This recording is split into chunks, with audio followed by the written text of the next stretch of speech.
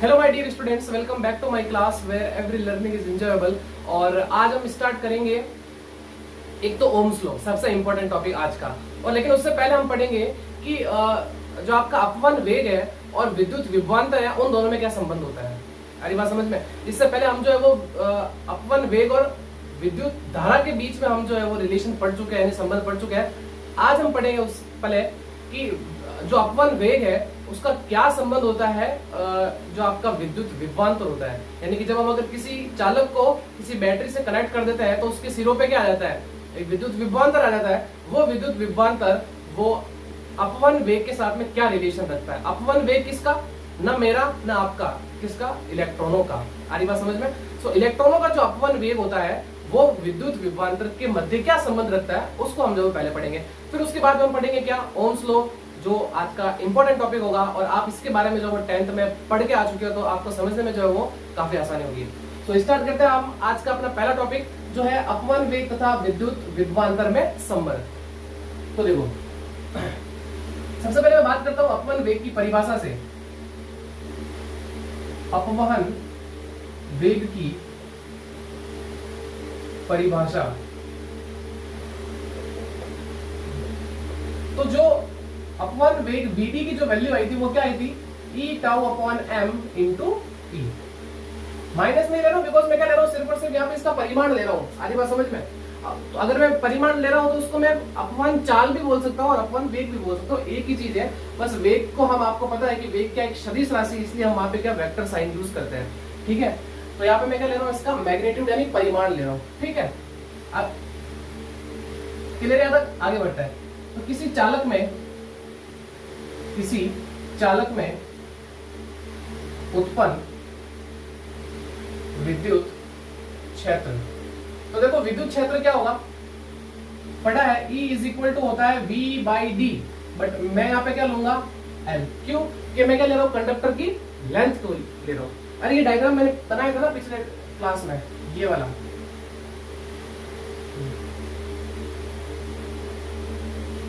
इस डायग्राम की बात कर रहा हूँ, ठीक है ना। ये V, ये कंडक्टर की लेंथ L, ये इलेक्ट्रिक फील्ड की डायरेक्शन। ठीक है, तो आपको पता है ना इलेक्ट्रिक फील्ड यानी विद्युत क्षेत्र क्या होता है, V अपॉन डी होता है। बट मैं यहाँ पे डी ना लेके मैंने क्या लिया, इस कंडक्टर की लेंथ के बारे में बात कर रहा हूँ। ठीक है ना, तो ये वायर ले लो, कंडक्टर ले लो, उसकी क्या होती है, लेंथ ही तो होती है। तो मैं यहाँ पे क्या ले रहा हूँ, ये लेंथ ले रहा हूँ। सो V अपॉन L, ठीक है, बाय फॉर्मूला। ये आपने 3rd चैप्टर में पढ़ा था। So electric field equal to potential difference upon length. Clear है यहाँ तक। ये मेरे पास में इक्वेशन नंबर। सो ये वैल्यू जो है, या सॉरी ये जो वैल्यू है मेरे पास में E की, ठीक है, करो यहाँ पे रख दो। So put equation 2 in 1। ठीक है, ये वैल्यू इसमें रख दो। So Vd is equal to E tau upon m into, अब देखो मेरे पास में E की वैल्यू क्या है, V अपॉन L, ये यहाँ पे रख दिया मैंने। अब इन दोनों को साथ में रख लो। So Vd is equal to E tau upon mL into V। यही संबंध है अपवहन वेग और विद्युत विभवांतर। देख लो ना, अपवहन वेग और विद्युत विभवांतर। तो यहाँ से ये पता चला कि जो अपवहन वेग होता है वो समानुपाती होता है किसके, विद्युत विभवांतर के। आगे बात समझ में। तो ये है एक रिलेशन, बहुत ही छोटा सा रिलेशन। करना क्या, 2 फॉर्मूले यूज किए, वैल्यू रखी और आंसर। ठीक है, अब एक नोट पॉइंट लिखवाता हूँ मैं यहाँ पे, मैं यहाँ पे नोट पॉइंट लिखवाता हूँ, वो याद रखना।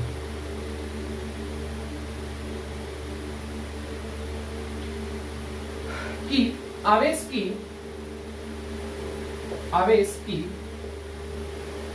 वृत्तीय गति के कारण, आवेश की वृत्तीय गति के कारण विद्युत धारा, ये तो कंडक्टर में तो मतलब चालक में इलेक्ट्रॉन तो ऐसे चलेगा। अगर मान लो अगर मैं इसकी वृत्तीय गति की बात करूं तो उसके कारण जो है वो क्या करंट बनेगी, यानी क्या विद्युत धारा बनेगी। तो आप देखो, आपने पढ़ा है फॉर्मूला कि I is equal to Q upon T होता है, वेयर T क्या है, आवर्तकाल। आरी भाषा में T क्या है, आवर्तकाल। और आपको पता है कि आवर्तकाल है ना, आरी भाषा समझ में, कि व्युत्क्रम ऑफ, मतलब इसको ऐसे बोल सकते हो, आवर्तकाल के व्युत्क्रम को हम क्या बोलते हैं, आवर्ती बोलते हैं। तो इसका मतलब ये मेरे पास में 1/t क्या हो जाएगा, मेरे पास में f हो जाएगा। आगे बात समझ में? ये आपने 11th में पढ़ा ना ये चीज, आवर्तकाल के व्युत्क्रम को आवर्ती बोलते हैं, ये ध्यान रखो। So I is equal to Q/T equal to QF। Clear? और ये भी आपको पता होगा कि जो T होता है ये होता है 2πr/v। अगर मैं ये V नीचे लिखा हूं इसको क्या ले जाऊंगा, मैं ऊपर लेके चला जाता हूं, तो जो मेरे पास में करंट के ये फॉर्मूले बन गए। ये तो है ये Q/T, दो नए फॉर्मूले और आ गए करंट के। ये कब आपको यूज करना है, जब आपको आवेश की वृत्तीय गति दे रखी हो, ठीक है ना। तो देखो V क्या है, जो भी आवेश होगा, मान लो अगर मैं बात करूं इलेक्ट्रॉन की, तो आपको क्या दे रखी होगी, उसकी चाल दे रखी होगी। जिस कक्षा में अगर ये घूम रहा है उसकी रेडियस दे रखी होगी। Q क्या है, चार्ज, मतलब इलेक्ट्रॉन, तो इलेक्ट्रॉन का चार्ज आपको पता है 1.6 × 10⁻⁻19। और पाई और 2 तो वैसे भी कांस्टेंट है, ये पता है आपको, ठीक है। तो यहाँ पर लिख लेता हूं मैं कि जो T है, जो यहाँ पे T है वो क्या है, आवर्तकाल। T क्या है, आवर्तकाल। F क्या है, आवर्ती। और V क्या है, चाल या वेग भी बोल दो आप, एक ही चीज है, चाल या वेग। क्लियर? तो ये चीज ध्यान रखना है इसके बारे में। क्लियर? अब आ जाते हैं हमारे मेन टॉपिक पे, जो है ओम का नियम। देखो ओम का नियम आपने 10th में पढ़ा था कि V समानुपाती होता है किसके, I के। यानी कि अगर कोई भी चालक है, उसकी जो भौतिक अवस्था है, भौतिक अवस्था मतलब जैसे कि उसकी लंबाई ले लो, उसका तापमान ले लो, है ना, उसका क्षेत्रफल ले लो, उसमें कोई भी परिवर्तन ना हो। अरे बस ना वो छोटा हो जाए ना वो बड़ा हो जाए, ठीक है ना। तो मतलब कि किसी चालक की भौतिक अवस्था में कोई भी परिवर्तन ना हो, तो जब हम उस चालक को किसी बैटरी से कनेक्ट करते हैं, तो उस चालक के जो सिरों पे जो विभवांतर होता है वो उस चालक में प्रवाहित होने वाली धारा के समानुपाती होता है। ये आपने 10th में पढ़ा था ओम का नियम। तो देख लो ये चीज लिखी है कि इस नियम के अनुसार यदि किसी चालक की भौतिक अवस्थाएं कौन कौन सी, जैसे कि मान लो लंबाई, ताप, काट क्षेत्रफल आदि अपरिवर्तित रहे, तब चालक के सिरों पर उत्पन्न विभवांतर उसमें प्रवाहित होने वाली धारा के समानुपाती होता है। अरे बात समझ, तो इसको लिख लेते हैं। So V is proportional to I। तो जब मैं यहां से प्रोपोर्शनलिटी का साइन हटाता हूं तो एक कांस्टेंट निकल के आता है जिसको हम बोलते हैं क्या, R। ठीक है, जहां R क्या है, R क्या है, समानुपातिक नियतांक।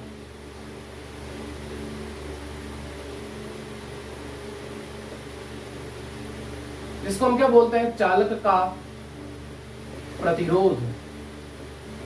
R को क्या बोला जाता है, प्रतिरोध बोला जाता है। ठीक है, और अगर मैं यहां से R की वैल्यू निकालूं तो R इज इक्वल टू क्या आएगा, V/I।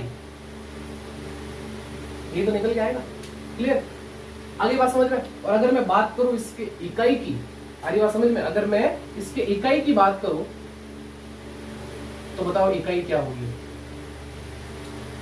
विद्युत विभवांतर किसमें होता है, वोल्ट में, तो ये मेरे पास में क्या, वोल्ट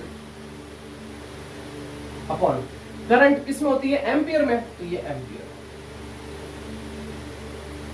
और इसी को हम एक नाम देते हैं क्या, ओम, जिसको हम लिखते हैं इस सिंबल से।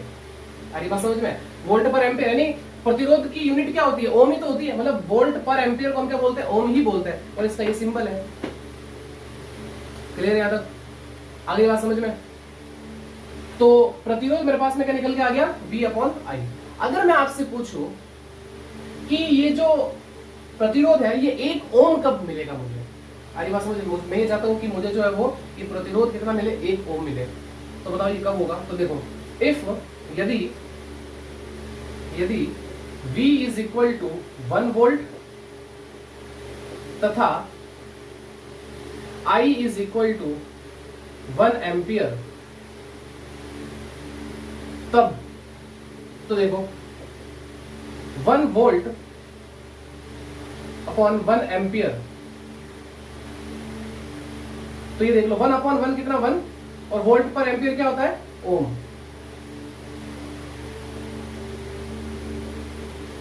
तो ये 1, यानी कि सिंपल सा है, सीधा सा यहां से मतलब निकलता है कि यदि किसी भी चालक के सिरों पर अगर हम 1 वोल्ट का विद्युत विभवांतर आरोपित करते हैं, तो उस चालक में अगर 1 एम्पियर की करंट प्रवाहित होती है तो हम बोलते हैं कि उसका प्रतिरोध कितना है, 1 ओम है। वापस समझते हैं कि अगर किसी भी चालक के सिरों पर 1 वोल्ट का विद्युत विभवांतर उत्पन्न होने में अगर 1 एम्पियर की करंट फ्लो होती है तो उसको हम बोलते हैं कि उस चालक का प्रतिरोध कितना है, 1 ओम है। आगे बात समझ में क्लियर है यहाँ तक? चलो, तो ये आ गया मेरे पास में 1 ओम। क्लियर? अब बात करता हूं मैं इसके ग्राफ की, ठीक है ना। ये V और I के बीच में जो क्या ग्राफ होता है, ठीक है। तो यहाँ पे लिखता हूं मैं ग्राफ बिटवीन, यानी V तथा I के मध्य ग्राफ।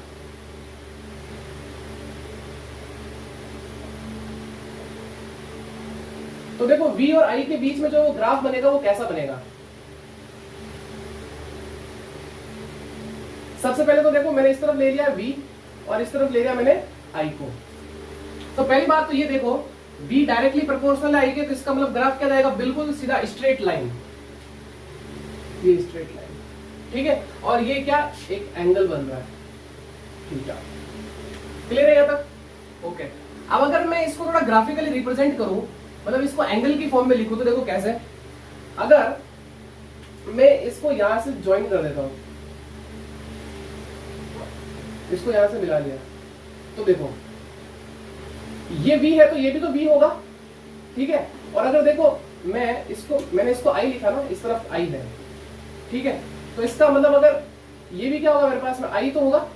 तो अरे मैंने क्या किया, सिर्फ थोड़ा सा समझाने के लिए इस चीज को मैंने यहाँ पे इसको ज्वाइन कर दिया। तो ये V है तो इस तरफ भी V होगा, और ये I है तो ये भी I होगा। अब मुझे ये बताओ, जो थीटा होता है उसके सामने वाली भुजा क्या होती है, लंब होती है।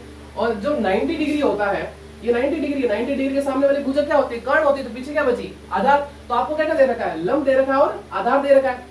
आगे बात समझ में? आपको लंब और आधार के बारे में जानकारी है, तो बताओ मुझे किस में आते हैं ये ट्रिग्नोमेट्री जो फंक्शन होता है, त्रिकोणमिति है, उसमें लंब और आधार किस में आते हैं, वो आते हैं मेरे पास में tan में।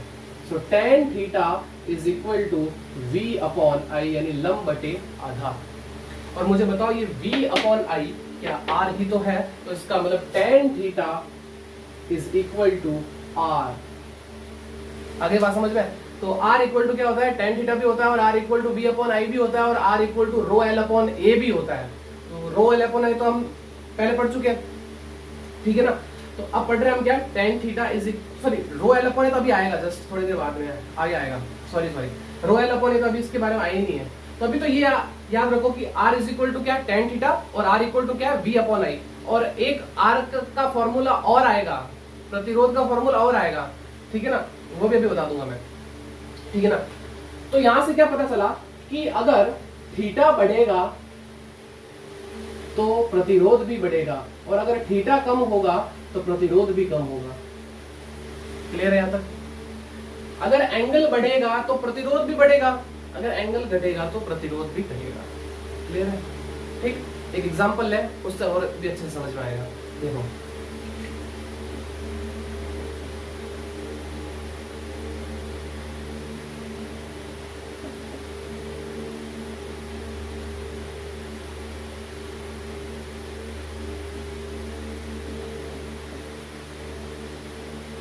ये मेरे पास में कोई दो धातुओं का ग्राफ दे रखा है, मतलब उनके प्रतिरोधों का ग्राफ दे रखा है। आपको ये पूछा गया कि किसका प्रतिरोध ज्यादा है, ए का प्रतिरोध ज्यादा है या बी का प्रतिरोध ज्यादा है। ऐसे क्वेश्चन पूछा जाता है, कंपटीशन में भी पूछा जाता है ऐसे क्वेश्चन, ठीक है ना। तो बताओ कि ए का प्रतिरोध ज्यादा है या बी का प्रतिरोध ज्यादा है। तो सबसे पहले तो आप क्या करो, यहाँ पे एंगल बनाओ। तो देखो ये जो एंगल होगा वो एंगल होगा मेरे पास में थीटा ए, और ये जो एंगल होगा वो होगा मेरे पास में थीटा बी। क्लियर? अब सबसे पहले तो मुझे ये बताओ दोनों में से ज्यादा कौन सा है। तो इसका मतलब यहाँ क्लियरली दिख रहा है कि theta B is greater than theta A. अगर थीटा बी थीटा ए से ज्यादा है तो इसका मतलब tan थीटा बी ज्यादा होगा tan थीटा ए से। तो अगर मैंने आपको पहले ही बताया जिसका एंगल ज्यादा होगा उसका प्रतिरोध ज्यादा होगा, तो इसका मतलब मैंने पहले ही बताया था एंगल बढ़ने पे प्रतिरोध भी बढ़ेगा। तो इसका मतलब यहाँ से जो ए का जो बी का प्रतिरोध होगा वो ए के प्रतिरोध से ज्यादा होगा। यही इसका आंसर है। क्लियर है यहाँ तक? ये तो समझ में आया होगा बहुत अच्छे से, ठीक है ना। आगे बात समझ, अगर मान लो ये आई यहाँ होता और वी यहाँ होता तो उल्टा हो जाता, तब ए का ज्यादा होता और बी का कम होता। क्यों? क्योंकि 1/tan थीटा हो जाता फिर वो। आगे बात समझ में क्लियर है? तो ये नोट करिए। फिर अब हम पढ़ेंगे कि ओम के नियम की व्युत्पत्ति। आ रही बात समझ में कि ओम का नियम है क्या। ये भी ओम का नियम ही है, B = IR, लेकिन एक्चुअल में जो रियल में जो बोलते हैं ओम का जो नियम है वो अब मैं बताऊंगा आपको क्या होता है। इसको हम मैक्रोस्कोपिक फॉर्म बोलते हैं। जो मैं आपको डेराइव करूंगा उसको हम माइक्रोस्कोपिक फॉर्म बोलते हैं। बता दूंगा क्या है ये, ठीक है ना। सो फटाफट पहले इसका स्क्रीनशॉट लीजिए, ये नोट करिए, फिर हम आगे बढ़ते हैं ओम के नियम की व्युत्पत्ति को पढ़ते हैं। Clear? So take a screenshot. So students, बढ़ते हुए हमारे नेक्स्ट टॉपिक की तरफ को, जो है ओम के नियम की व्युत्पत्ति यानी डिडक्शन ऑफ ओम्स लॉ। तो अब हम जो ओम्स लॉ को डेराइव करने वाले हैं, तो ध्यान से समझना है, इसको अच्छे से समझ में आएगा, ठीक है ना। कुछ नई चीजें भी आएगी, ठीक है। तो देखो ओम के नियम की व्युत्पत्ति को सबसे पहले हम चलते हैं अपवहन वेग तथा विद्युत धारा के संबंध से।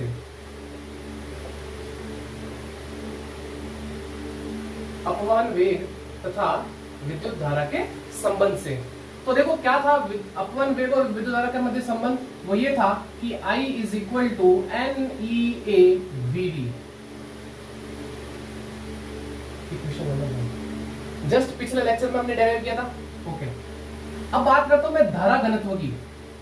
धारा घनत्व जो मैंने आपको पहले लेक्चर में बताया था, धारा घनत्व क्या होता है। तो देखो धारा घनत्व, तो धारा घनत्व का फॉर्मूला क्या था, G = I/A। प्रति एकांक क्षेत्रफल में गुजरने वाली धारा घनत्व कहलाती है।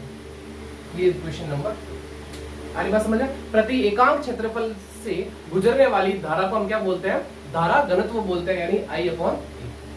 ये जो I की वैल्यू वो इसमें रख देता हूं मैं, तो यानी कि पुट इक्वेशन 1 in 2।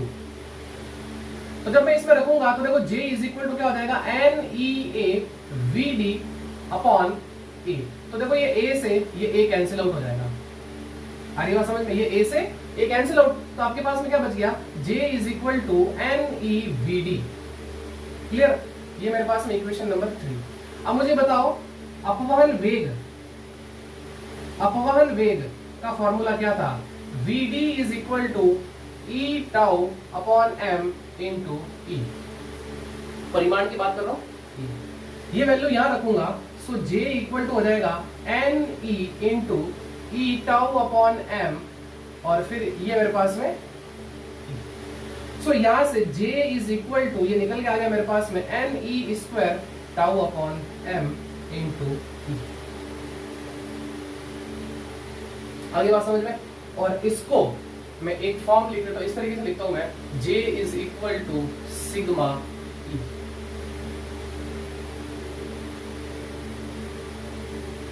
यानी कि ये जो वैल्यू है ये वाली, इसको मैंने एक टर्म मान ली, ठीक है ना, एक ही नाम दे दिया। क्या नाम दे दिया, सिग्मा। आपको पता है इलेक्ट्रिक फील्ड वेक्टर क्वांटिटी है, और करंट डेंसिटी यानी धारा घनत्व ये भी क्या है, वेक्टर क्वांटिटी है। तो दोनों ही क्या वेक्टर क्वांटिटी, इसलिए मैंने क्या लगा लिया, इन पे वेक्टर साइन लगा लिया, ठीक है ना। तो जहां सिग्मा = NE²/τ/m, और इसको क्या बोलते हैं इसको बोलते हैं हम किसी भी चालक की चालकता। इसको क्या बोला जाता है, चालकता बोला जाता है। आ रही बात समझ में।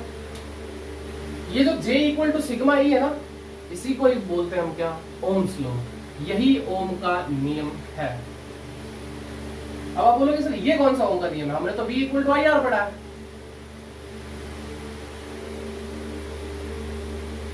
आगे बात समझ।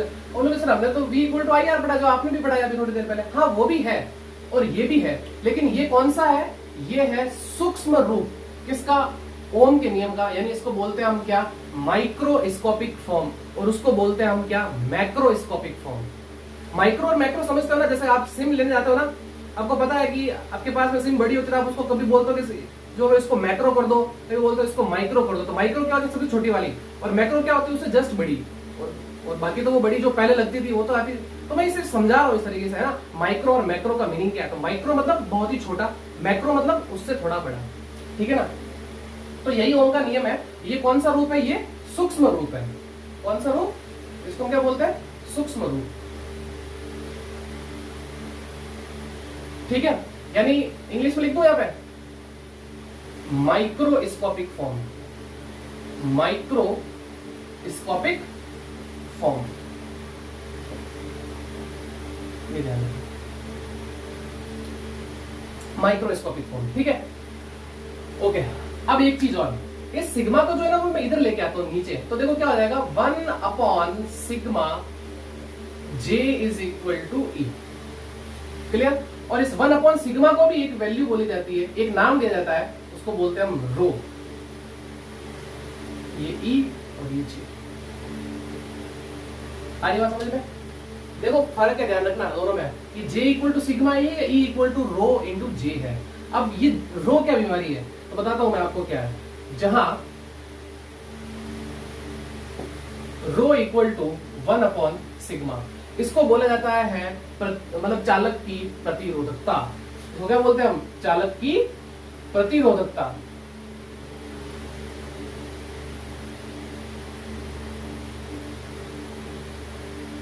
चालक की प्रतिरोधकता, यानी कि चालकता के व्युत्क्रम को हम क्या बोलते हैं? प्रतिरोधकता बोलते हैं। यहां पे लिख सकता हूं मैं चालक की, सॉरी इसको ऐसे लिख सकता हूं, चालकता के व्युत्क्रम को, चालकता के व्युत्क्रम को प्रतिरोधकता कहते हैं, प्रतिरोधकता कहते हैं, ठीक है। ये याद। अब एक चीज जो आपने अभी पढ़ा था V equal to I R, वो भी इसी फॉर्मूले से निकलता है। अब देखना कैसे। E की वैल्यू आपको पता है क्या होती है? E is equal to V upon L, ये होती है। और J आपको पता है क्या होता है? I अपॉन E, ठीक है। इसको मैं इक्वेशन नंबर 4 दे देता हूँ, इसको मैं इक्वेशन नंबर 5 दे देता हूँ, और इसको मैं इक्वेशन नंबर 6 दे देता हूँ। ये वैल्यू सारी यहाँ पे पुट करते हैं, तो पुट इक्वेशन 6 इन 5। अरे बात समझ में? ये वैल्यू मैं यहाँ पर रखता हूँ इसके अंदर, तो देखो मेरे पास में क्या होगा? E is equal to, sorry ये वैल्यू यहाँ पर रखो। So V upon L is equal to rho, तो ये ऐसे कैसे? J की जगह क्या आ जाएगा? I upon E। इस L को उधर शिफ्ट कर लो, so V is equal to हो जाएगा rho L upon A into I। ये क्या है? ये प्रतिरोधी तो है। V is equal to RI, ये आ गया आपका formula, V equal to I R. यानी इस R की वैल्यू क्या रख ली मैंने? Rho L upon A। यानी इसको हम क्या बोलते हैं? इसको बोलते हैं हम कौन सा? स्थूल रूप, यानी मैक्रोस्कोपिक फॉर्म। इसको क्या बोलते हैं हम? स्थूल रूप। या बोल सकते हैं हम इसको क्या? Macroscopic form. आने वाला फॉर्म है ना, रूप, ठीक है। मैक्रो वही चीज, मैक्रो और मतलब माइक्रो, ये समझ आना चाहिए आपको। माइक्रो छोटा, मैक्रो थोड़ा उससे बड़ा। क्लियर है यहाँ तक? आगे बात समझ में? तो चलिए अब मैं समझाता हूं आपको कि जो ये R है, मतलब कि जो प्रतिरोध है, ये एक्चुअल में क्या होता है। ध्यान से आपने देखा होगा कि R इज इक्वल टू क्या निकल के आया? V अपॉन आई। और यहां से मैं बोल सकता हूं कि R इक्वल टू क्या है? रो L अपॉन A। आ रही बात समझ में? ये क्या है बेसिकली मेरे पास में? R को मैंने क्या लेट किया? जहां R equal to rho L upon A, या बोल सकता हूं मैं क्या? V upon I. यहां से बेसिकली प्रतिरोध है क्या? मुझे बताओ, प्रतिरोध ज्यादा कब होगा और कम कब होगा? तो देखो, प्रतिरोध ज्यादा कब होगा? जब ये करंट की वैल्यू कम होगी तब प्रतिरोध ज्यादा होगा, और अगर करंट ज्यादा होगी तो प्रतिरोध कम होगा। यानी कि अगर मैं किसी भी चालक का प्रतिरोध की बात करूं तो वो क्या करता है? उसमें प्रवाहित धारा को रोकने का काम करता है, मतलब अवरोध का काम करता है। अरे बात समझ में? तो यानी कि चालक क्या है? एक पदार्थ का वह गुण है जो चालक में प्रवाहित विद्युत धारा का अवरोध करता है। अरे बात समझ में? तो यहाँ पे मैं प्रतिरोध के बारे में भी जो है वो लिख लेता हूं। प्रतिरोध,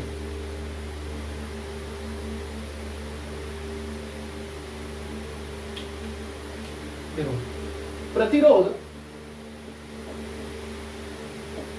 चालक का वह गुण है जो चालक में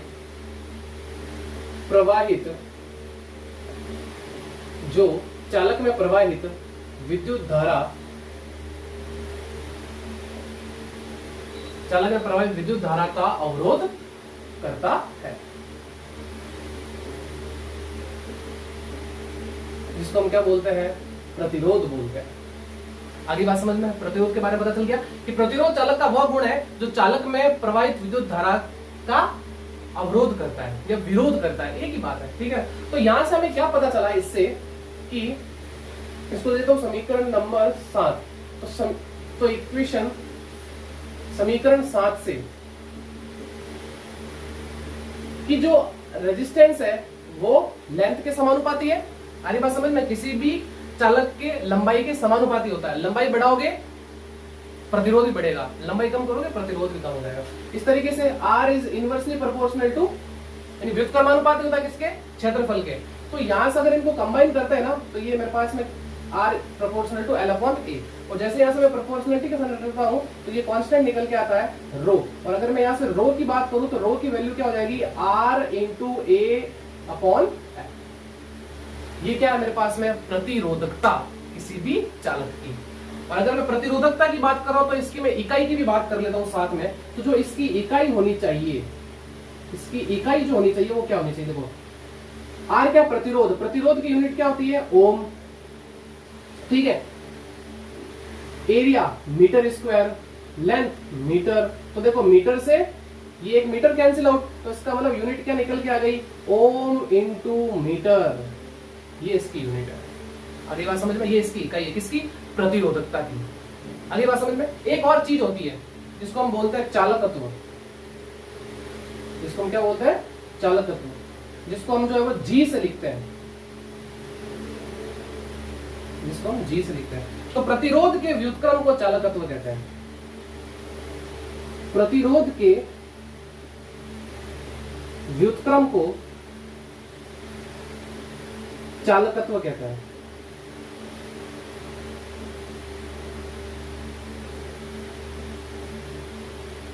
प्रतिरोध के व्युत्क्रम को क्या बोलते हैं हम, चालकत्व बोलते हैं। तो यानी कि G is equal to 1/R। Clear. अगर बात करूं मैं इसकी इकाई की, इसकी इकाई, तो इकाई देखो 1/ओम, यानी कि ओम को ऊपर ले जाओ मतलब ओम इनवर्स, ठीक है ना, ओम इनवर्स। या एक और होती है, मतलब इसका एक नाम और होता है, ठीक है ना, उसको हम बोलते हैं क्या, सीमेन। क्या बोलते हैं इसको हम, सीमेन, जिसको हम एस से लिखते हैं। किससे लिखते हैं, एस से लिखते हैं। आगे बात समझ गया, क्लियर है यहां तक, आगे बढ़े।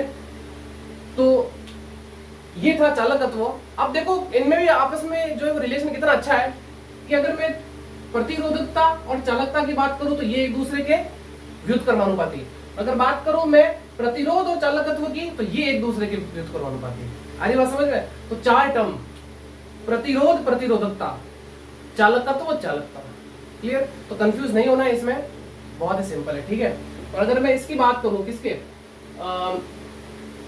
अगर चालकता की इकाई की बात करूं तो क्या हो जाएगी, पहले तो देखो प्रतिरोधकता की क्या होती है, ओम इंटू मीटर, तो इसकी क्या हो जाएगी, ohm inverse into metre inverse. Clear. आगे बात समझ में, तो इसको नोट करिए। और आज के लेक्चर में इतना ही, मिलता है नेक्स्ट वीडियो में। तब तक चैनल को ज्यादा से ज्यादा शेयर करिए, नए हो तो चैनल को सब्सक्राइब करिए और वीडियोस को लाइक करिए, और ऐसे ही हंसते रहिए, मुस्कुराते रहिए। तब तक thank you and good bye.